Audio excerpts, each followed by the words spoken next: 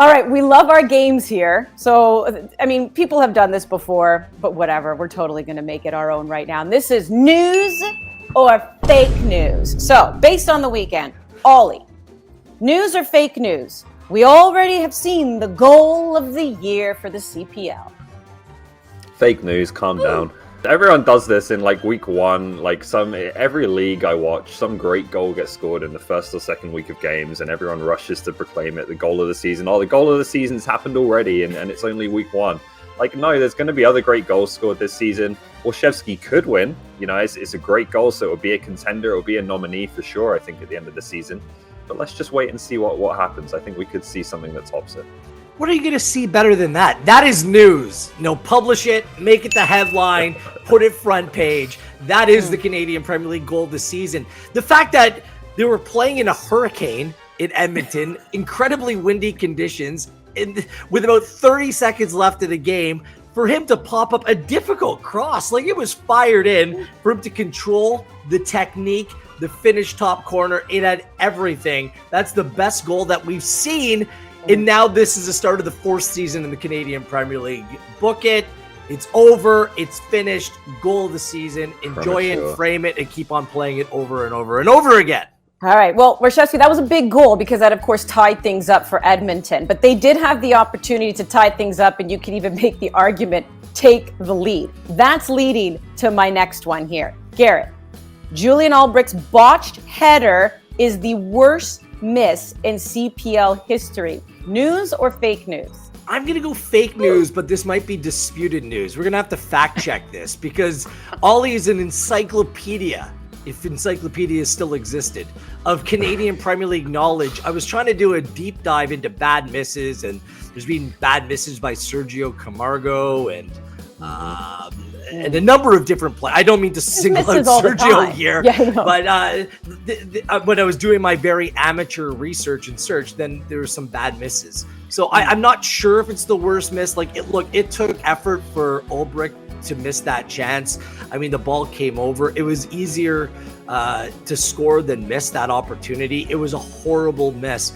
And what even made it worse is he was taken off right after, like literally right after. So it's at the very least on the podium, but I'll turn to my good friend Oliver Platt. He might have something more. Yeah, the fake news media is out of control because this is fake news as well. And Gareth mentioned it. It was Camargo in year one.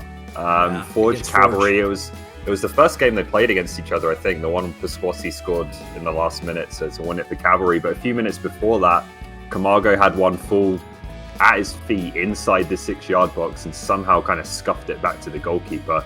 That was at his feet, not on his head, and the ball was kind of behind Albrecht a bit as well. So that for me was an easier chance and a worse miss. All right. Ollie, of all the new acquisitions to make their debuts, Amir Didic had the most impressive performance. News or fake news? He was good, but I'm going to go fake news on this one as well because I was really impressed by Aidan Daniels at Halifax. I think he could just be a top player in the league, combining with Morelli. They need a bit more further forward for those two to kind of pass to and supply. I think we've said that a few times, but I just thought he was excellent, and he's someone who could really be a player who is in Halifax's lineup every week, really influential, straight from the off, and one of the top attacking players in the league. I also thought Edmonton's backline, all three of them, in particular Kale Lowry, because it was his first CPL game, but I thought those three were really good as well. So a bit of competition, but Didic was excellent. I'll go news. Didic looks like he can be a real difference maker across that Pacific back line. He's now playing for a team that has title contentions, that has aspirations. FC Edmonton, I think, was a difficult place for him to play over the last few years, and I think that he could be a true force in this league. I want to give a shout out to one other player, Big Red.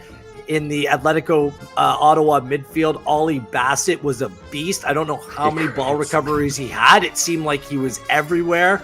That could be a massive pickup. Big Red, go on. Ollie Bassett, impressive performance. Okay. Gareth, news or fake news? Valor's draw to Edmonton, a bitter pill to swallow than York's loss to Halifax. Fake news, because York United are a team that were in the playoffs a season ago. They have aspirations to get back there, and they make a contentious coaching change, not the hire of Martin Nash, but getting rid of Jim Brennan the way that they did. They have expectations to take this project forward.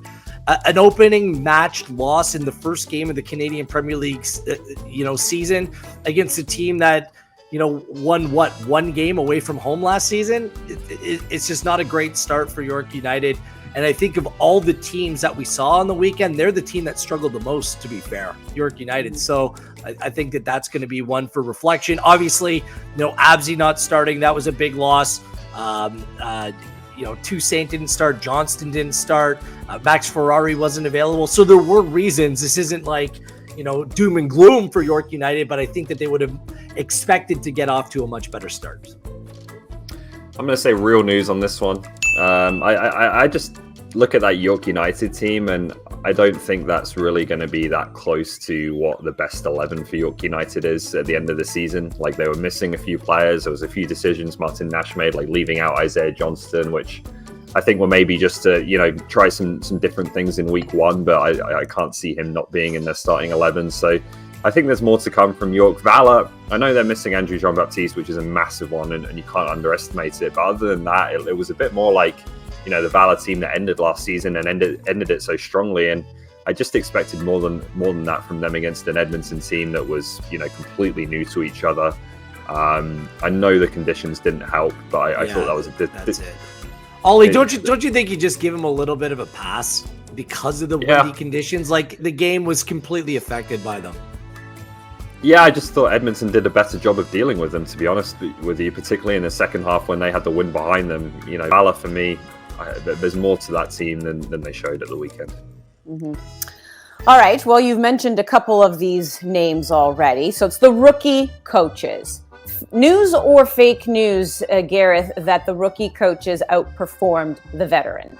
I think it's fake news. It's tough. It's one game into the year, but I think Carlos Gonzalez can do the trick in Ottawa. They had a month, training camp in Madrid. He comes from the Atleti system as well. I think there's some good value in that coach. James Merriman, they went on and beat Forge. Again, a Forge team that was depleted, right? Like no Henry, no Borges, no Brownie. Like the team was a little bit limited in terms of what they had. So we'll see. It by no means is the story reversed where the experienced coaches outmanaged the inexperienced coaches, but I don't know. I think it's a little bit of an exaggeration. Let's put it that way. Yeah, I think Simoniotis and Wilden will be, okay with what they saw from their teams, and they understand that it's very early at this point. And then Stephen Hart went and got a great away win. So I don't know. I can say that the rookie coaches overall outcoached them, but certainly good starts for Gonzalez and Merriman for sure.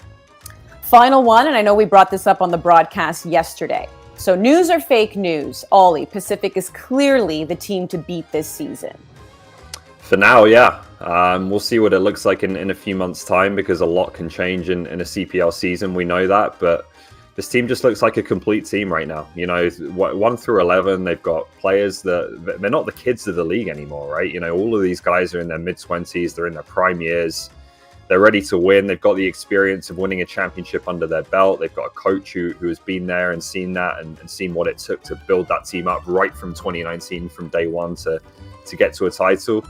All the ingredients are there. Like I said, I think Forge and Cavalry in particular will do a lot of catching up over the course of the season as they continue to build their team. But right now, Pacific is the team to beat. Fake news. That word clearly throws me off. They might be the favorite for many with good reasons, everything that Ollie documented there. But something really concerns me. We saw Marco Bustos go down with an injury in the second half. Didn't look like there was any contact. He was able to stay on for another 10 minutes or so. Bustos does have a track record, unfortunately, of that knee injury. Is he going to be able to stay healthy over 28 games? If he does, if he is able to manage his way through the season, then Pacific might very well be the favorite. But if you lose such a key player like that, we hope that he's okay. We hope that his body reacts well this week, because such an important player. That service on that Didic goal was phenomenal. Like, you can't place it any better. And that could be a very dangerous combination on set pieces. So I think Bustos is very important. And if that injury lingers or if it turns out to be something more, then I do worry a little bit.